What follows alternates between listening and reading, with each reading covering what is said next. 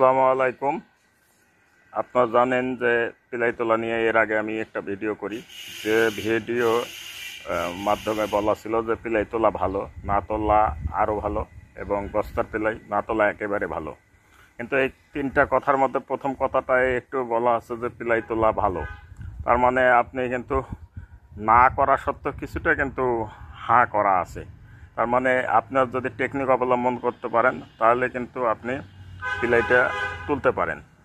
আপনারা জানেন যে কৃষক কিন্তু অত্যন্ত দক্ষ, তারা কিন্তু দক্ষতার পরিচয় বিভিন্নভাবে দিচ্ছে। যদি আপনি দেখেন যে ধান লাগানো এবং ধান কাটা, এই জায়গায় কিন্তু কৃষক মানে একটা আর্ট আছে, সবাই কিন্তু এটা পারে না। ঠিক আদার পিলাইও কিন্তু সবাই তুলতে পারবে না।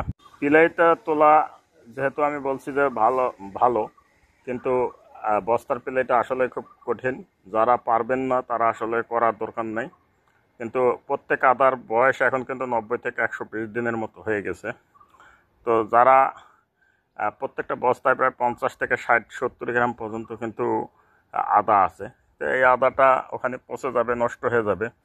তো সেটা যদি কেউ আসলে টেকনিক করে তুলতে পারেন, গাছের ক্ষতি না করে, সেটা কিন্তু অনেক ভালো। তো আমরা একটু দেখাবো যে আপনারা যে পিলাই কিভাবে তুলতে পারেন বস্তার এবং আদার, যাতে কোনো ক্ষতি না হয়। ঠিক সেইভাবেই আমরা একটু দেখাবো, যাতে আপনাদের সহজ হয় পিলাই তোলাটা। এখন দেখেন যে আপনার যে আদার বস্তাটা আছে, এই যে সামনে এই অংশটা কিন্তু দেখেন যে এটা সামনের অংশ এবং ওই পাশটা পিছনের অংশ। তো সামনের অংশটাই কিন্তু আসলে আদাটা থাকার কথা, মূল আদা যেটা, তো হয় সাইডে থাকবে অথবা একবারে সামনেই থাকবে। এইখানে আপনি আপনার একটা হাতে ছুরি নেবেন, অথবা যে কোনো ধরনের একটা ইন্ডিকেটর নেবেন, যেটা একটু চাপ দিয়ে দেখবেন যে আদার সাথে কিন্তু লেগে যাবে।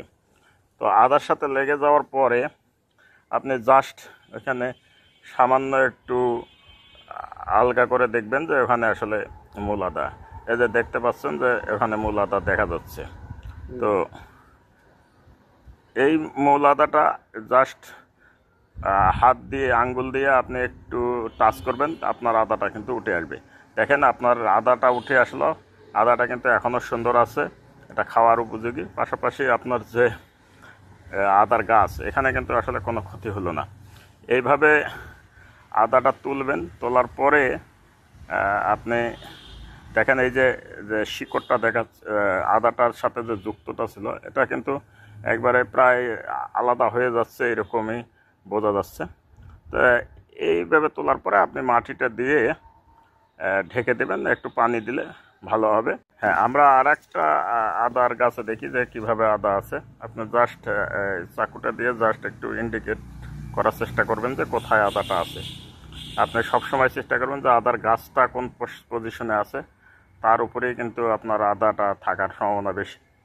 তো এই যে আমরা কিন্তু পেয়ে গেছি, এখানে আপনি জাস্ট একটু গাছটার পাশে একটু হাত দিয়ে চাপ দেবেন, চাপ দিলেই কিন্তু আপনার এই যে এ পাশের হাত দিয়ে কিন্তু আপনার মূল আদাটা চলে আসলো।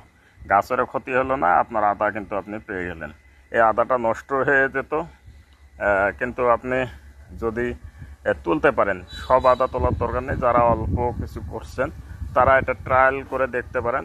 8-10 দিন পরে যদি কোনো গাছের ক্ষতি না হয়, তাহলে আবার আপনি আদাটা তুলতে পারেন। আবারও বলছি, পিলাই তোলা ভালো, না তোলা কিন্তু আরও ভালো। তো অবশ্যই এটা মাথায় রেখে আপনারা পিলাই তুলবেন। ধন্যবাদ সবাইকে।